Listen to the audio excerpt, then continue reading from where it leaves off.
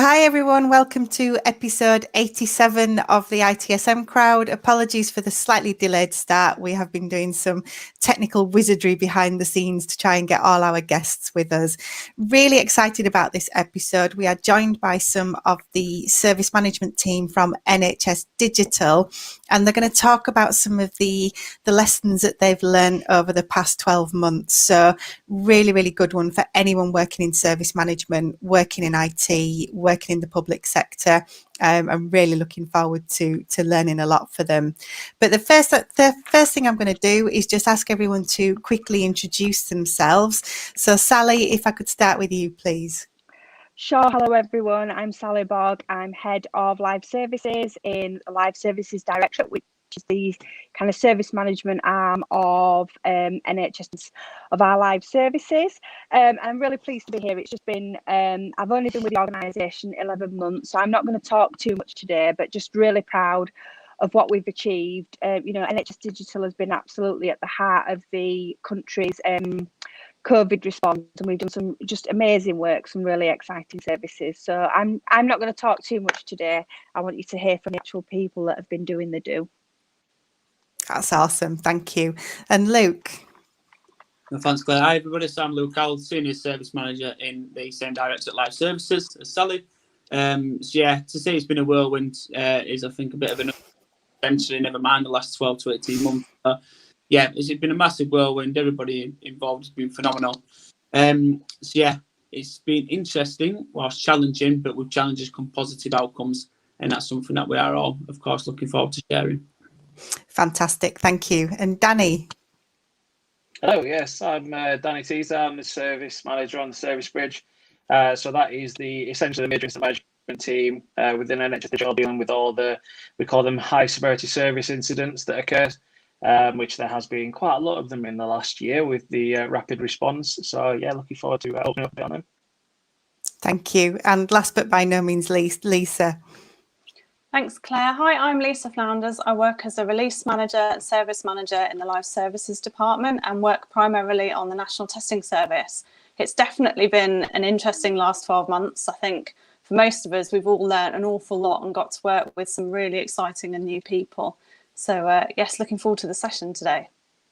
Thanks very much, everyone. My name's Claire Agutter. I'm the host for today's session, but again, I'm going to be keeping quiet mainly because I want to hear more about these stories. Apologies if the audio isn't quite perfect.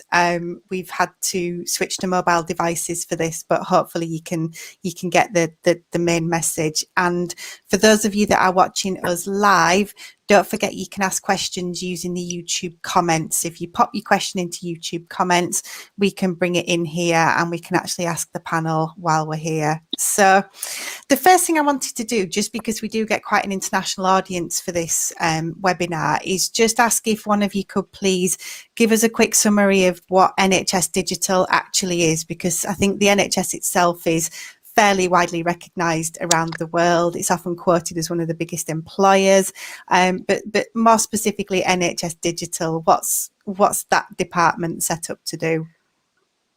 So I'll do a bit on this, and then I'll see if my colleagues want to just add any more. But NHS Digital provides the tech and data services that support our NHS, and that ranges from communication and collaboration tools to things like test and trace and supporting the vaccination service. So we offer a number of services. Some of those are developed and delivered in-house. So we have a whole directorate that's involved in the development of those services, and some it's just managing multiple suppliers across different platforms to deliver end-to-end services. Okay, and does anyone want to add anything to that? I think that's very much nail on the head, like you say, Sally. And I think it's about being a kind of digital enabler amongst the kind of NHS and kind of ensuring we understand on the front line across multiple care centres to ensure that we can work with our suppliers and kind of key partners that we've got an outstanding relationship with to ensure we can help in some way the NHS and deliver the, like Sally says, the IT and the kind of the tech and the data element as well. So it's being that enabler.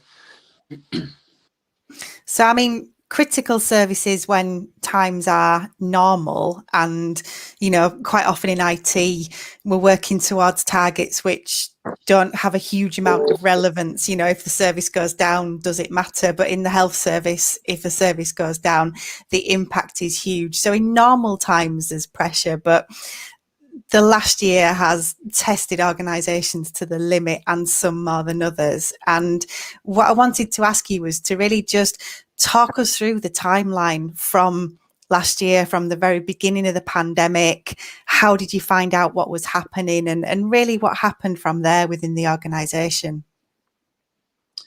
I mean, I'm more than kind of happy to lead them, and we've definitely all got our own individual stories that probably cross paths, no doubt, across. So probably casting us back to the kind of early pandemic around the kind of March, April time from an NHS Digital perspective, is there was a kind of clear need as kind of part of the remote working to enable members of primary care, so you kind of GPs and your practice staff, to work from a kind of safe remote working location like we and kind of the rest of the country were really.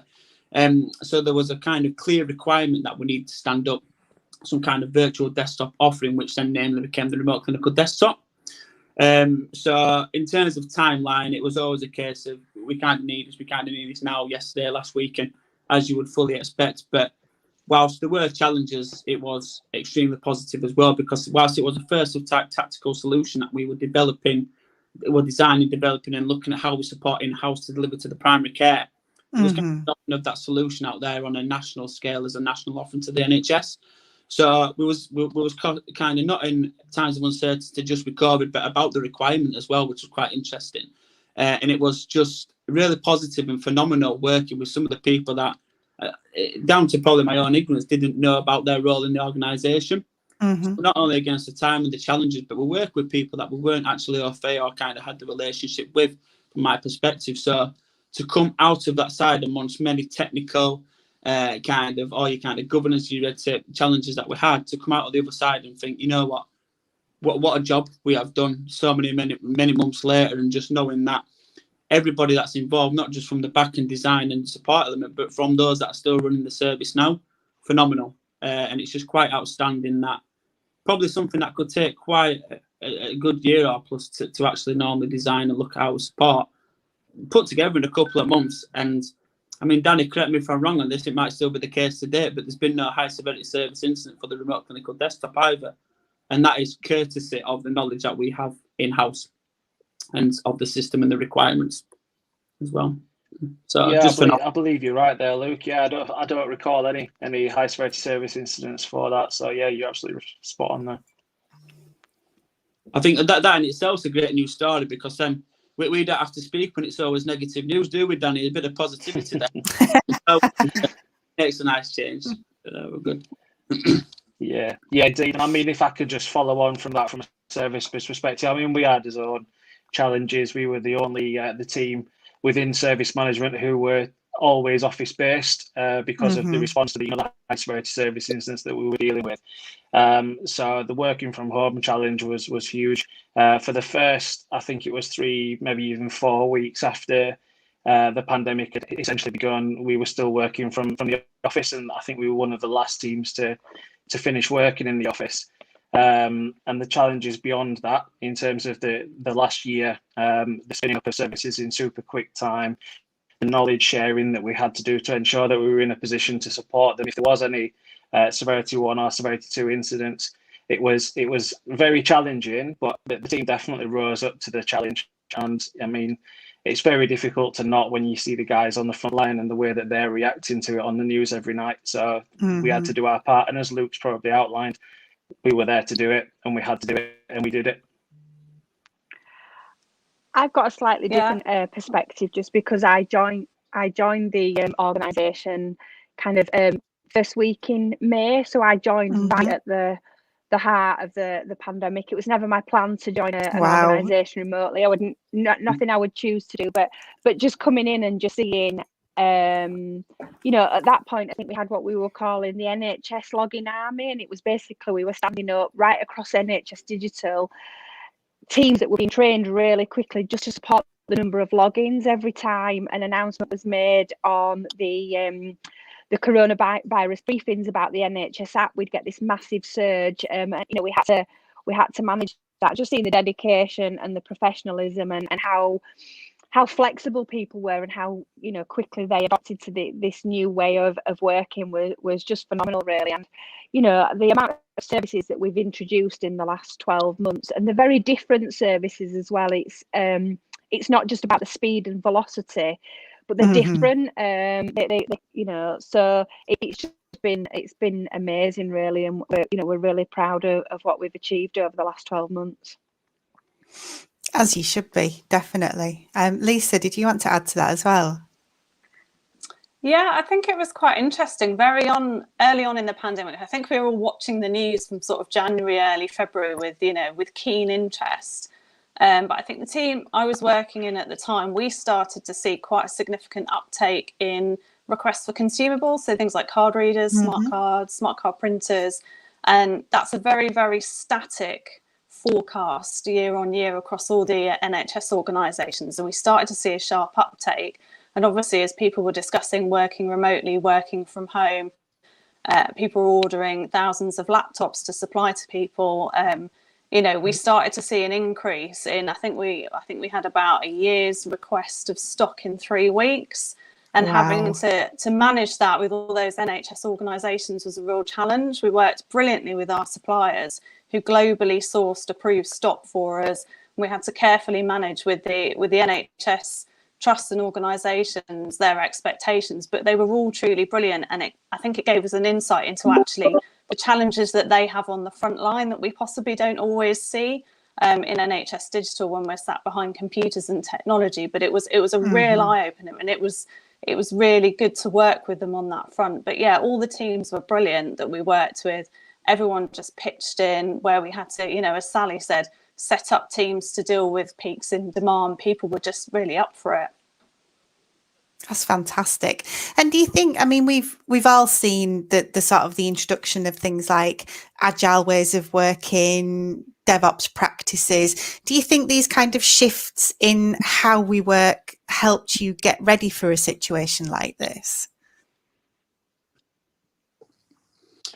I definitely agree that I do think they did as well, especially when you kind of talk about iteration of developments and stuff as part of a product that is a first of type. We naturally had to go through that life cycle to a degree, and it couldn't be the elements of the kind of probably the legacy waterfall delivery method. It just wouldn't have worked at all. So we've kind of got your product sides and your tin sides of the product and the service, but then the way that we worked as well, we did work agile. We were able to kind of lend ourselves and support our colleagues amongst other services, and that's kind of down to myself. I left a different team and kind of worked on a remote clinical desktop. Dan was kind of drafted in back to the service bridge and using his kind of experience and expertise. And Lisa from that team, as she mentioned at the start, into the National Testing Service.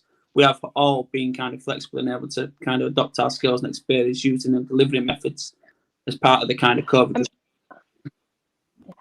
The testing service is a really good example of that really, really rapid deployment. If you look at where we were in the testing space 12 months ago to where we are now, I think was it a couple of weeks ago, there was about 3 million test results were submitted in a single day. Lisa can talk about some of the numbers in terms of the releases on the test, but this is really rapid deployment. It's just been phenomenal. Yeah, it's certainly been an experience. I've been on the testing service for 6 months now, and it's agile at its best. There's multiple delivery teams, multiple platforms. It's a really complex end-to-end service with bits of software that have to each other at real pace. And then we've got the demands of, as the pandemic matures and evolves, we'll roll out new testing strategy and things. All our applications are constantly getting. Oh, I think we've lost Lisa. Yeah, we'll give her a minute to come back in. Yeah, but we've had to the testing service is one example that's the requirements have rapidly evolved over the last 12 months. We introduced lateral flow testing and mass testing for schools and for universities, and all those. Sorry, I lost my connection. Is everybody back? You did. I was just filling in for you there, Lisa, but I'll let you continue. Oh, thank you. I don't know what happened there. Technology at its best. But yeah, so testing has been very agile, very fast, but it's been really successful, and it's just been really great to work with loads of different development teams and all those experts that have helped us deliver what we need to do to support the pandemic. Mm-hmm. Yeah. And how much of this is driving permanent change in the organisation? So at the moment, you know, we're still in the pandemic. There's some discussion about getting back to normal, but do you see some of these changes actually being maintained in the future? Will you be working in different ways? I think definitely. I think there's no going back, even to the way that we, you know, I think we're predominantly in office-based workforce. We've all got a location, although we're across multiple locations. But I think, you know, as many organisations, we've proved that we can deliver remotely. And my hope for the future is that we can take the best of that, and that we can really start to offer that flexible working. And that's not just about working remotely. That's about, you know, different times and different places and all that kind of stuff. But I also think, you know, we've learned so many lessons from things like the vaccination service, the testing service. We would be foolish to kind of throw that all away and go back. You know, we've proved that we can deliver at pace. So yeah, I definitely think there's no kind of going back, but it'd be nice for things to be a little slower, shall we say.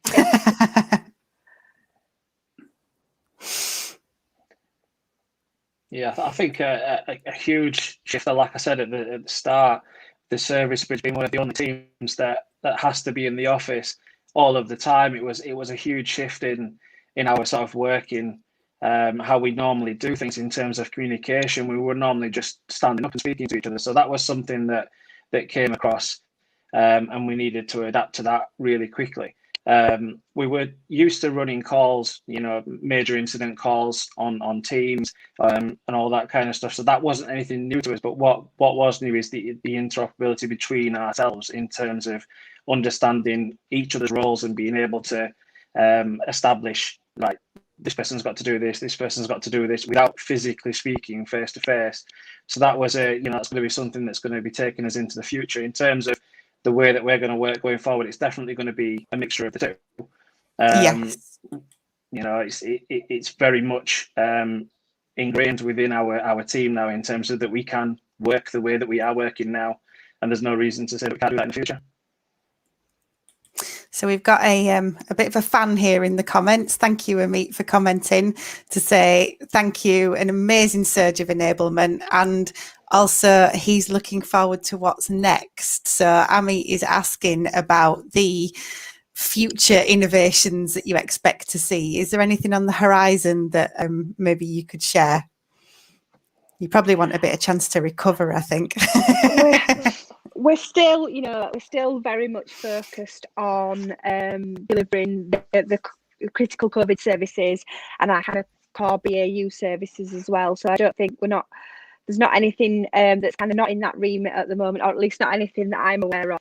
So, but I think it's about, it's taking those lessons learned and how do we embed them into our working practices. We've shown that we can be a really flexible, really agile organisation. We can really deliver. So how do we capture that? But also, looking at the future workforce as well, and being able to offer that flexibility and allow people to have the best of both worlds, I think's really important.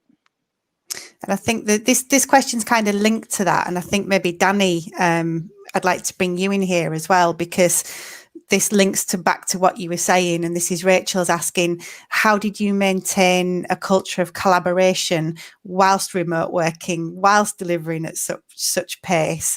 What kind of lessons did you learn about how to communicate in a distributed organisation? Yeah, so I think if I start sort of internally of the team in terms of how we manage that sort of and maintain that culture within the collaboration within the team, is we very quickly realised that we needed that engagement between each other. So one of the first things that we did was set up 3 daily stand-ups where we could all get together, give each other updates on the incidents that were going on at the time, making sure that we all knew his roles, and then being able to go forward from there. But also in terms of the culture side of things, it's just really being able to have that face-to-face interaction with one another. And I know that it's been a huge thing over the last year in terms of everybody's well-being. So that's given us the major point where we can check in with people, have a bit of, chatter at the end of each one and make sure that everyone's okay. And just before I joined this call, on one of the stand-ups that we just did, one of the guys said that it's given him an endless amount of Netflix series to watch as a result of that because of the conversations that we've been having. But in terms of the wider organisation, again, the processes that we have on the service bridge are really robust, and it's something that we have been able to carry over into the home working environment. So that in terms of collaborating with people outside of life services when we're dealing with the major incidents, it's not something that's been new to us, and we've been making sure that we are engaging with them and making sure that we're on top of that with them as well. And it's certainly something that we will take into the future. If I just go back onto the remote working side of things as well, the 3 daily stand-ups, whether some people are in the office, some people are going to be at home, it's definitely going to continue. I think as a new member of the team, kind of coming in the middle of it, I think one of the things that was really clear was that that sense of purpose. I think I don't know, I've worked in other organisations, public sector, where you understand it, but we're so close to what we deliver. We're hearing about it on the news. We've got relatives that are on the shielded patient list. We've got family members that are waiting for vaccinations. We know what we're delivering, and that common goal, and that, we could see how hard all of our frontline care staff were working. And I don't know, I can only describe it as you feel like you're really part of something really special, and you're really contributing to that greater good. And I think that's actually really empowering at a time when everybody's remotely having that shared sense of purpose and direction. Everybody knew what it was that we were delivering. We knew what we had to do, and I think that really, really helps in terms of the culture. It's not without its challenges. I think helping as a leader, trying to support well-being and look after people and make sure they're not working too hard and all those kind of things is a lot harder to do remotely. Getting to know people is a lot harder remotely. It's not impossible, but I found it quite challenging. You miss out on the kind of corridor conversations and things, so you just have to be more conscious of it. You have to be more specific in making time to have catch-ups with people and making time to do introductions and things like that. But yeah, I think for me, one of the things that was the best thing was just this sense of greater good and actually contributing to the nation's response to COVID. Luke and Lisa, did you want to add anything else to that? I think just on the I can add a few words. Oh, go on, you go first, Luke. No, Lisa first. You go first. Okay. I think one of the challenges, a lot of us, I think, have enjoyed working remotely and have embraced it, but it has been challenging at times. For me, it was the shift change in just popping downstairs to talk to a development team about something, attending a stand-up and a show and tell, has suddenly all shifted online.